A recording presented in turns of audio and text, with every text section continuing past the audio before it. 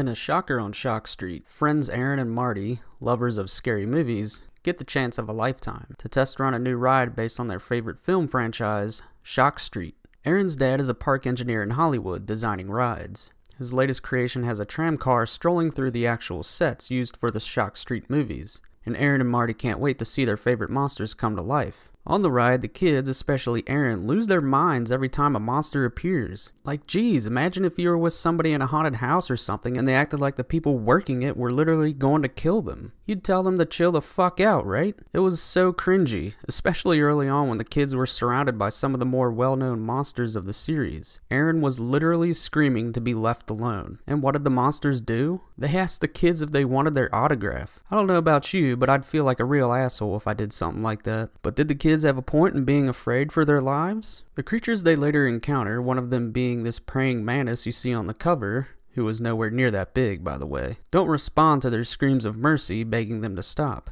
When they encounter a pair of werewolves, named Wolf Boy and Wolf Girl, on the Shock Street set, Aaron tugs at the fur on Wolf Girl's face and finds it doesn't budge. At one point on the same set, she recalls that a killer named the Mad Mangler was known to have preyed on the area, at least in the movies. After her frightful encounters, she wonders if the Mad Mangler still lurks there. Reading this as a kid, it made me question if the things I saw in movies could possibly exist. I was both excited and terrified of the idea. Anyway, right when the kids are under siege by some ghosts, a director calls out, "That's a wrap!" and walks over to the kids. Stunned, they find out an actual movie was being filmed the whole time, and they were the stars. The director wanted authentic reactions, but questions Aaron on why her father never told her what was really going on. As they go to leave, however, Aaron sees a cord running from the back of the director. He's a fucking robot. But he's not the only one. Aaron's a robot, Marty's a robot, everyone's a goddamn robot, except for Aaron's dad, who's not really her dad, but her creator. For some inexplicable reason, he chose to use robots to test out the ride. The end.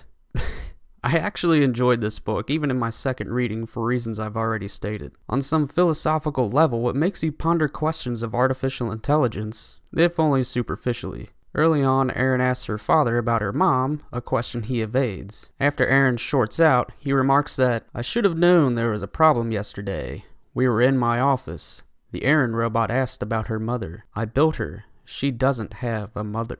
The Haunted Mask 2. It's been 1 year since the terrifying events surrounding Carly Beth came to an end. If you'll recall, she found a mask at a local party store that attached itself to her, changing her personality. She was only able to remove it by using a symbol of love, the symbol being the plaster of Paris mask her mother made her. Well, this time we follow Steve, of Chuck and Steve fame, who used to love scaring the shit out of Carly Beth. Turns out she isn't so easy to scare anymore since last Halloween, even flipping the tables and terrifying her old tormentors. So what's Steve been up to since the last book? Coaching first grade soccer. And as these books tend to go, the first graders he coaches are little shits, who at one point paint a sphere of concrete to look like a soccer ball and coax Steve into kicking it. What a dumbass. I mean, it was painted by first graders. How realistic could it have looked? So Steve swears he'll get revenge on these kids. Lucky for him, it's Halloween soon, and the only way he can think of to get back at them is by scaring them with a mask like the one Carly Beth had. He gets her to tell him where she bought her mask from, but she warns Steve against it, relaying to him what happened to her. But Steve ain't got time for that shit, yo. He needs to traumatize some 6-year-olds. So he goes to the party store, steals a mask in the likeness of an old man while evading the store owner, who for some reason is only just now closing up shop, and puts it on. Well, wouldn't you know, that old mask sealed itself right onto Steve's neck, and he takes on the personality and physiology of a man decades older than himself. In one funny scene, Steve has the urge for oatmeal and a cup of warm milk, realizing he's starting to think like an old man.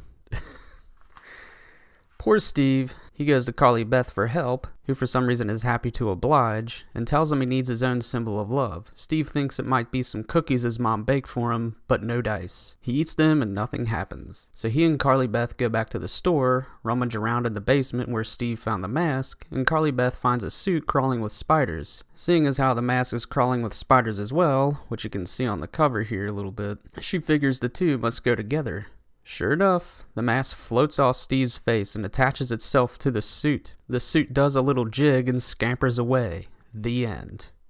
What? This book was a little ridiculous, but it had its funny moments, especially that ending. And it just goes to show, if you come at something with bad intentions, you're gonna get burned.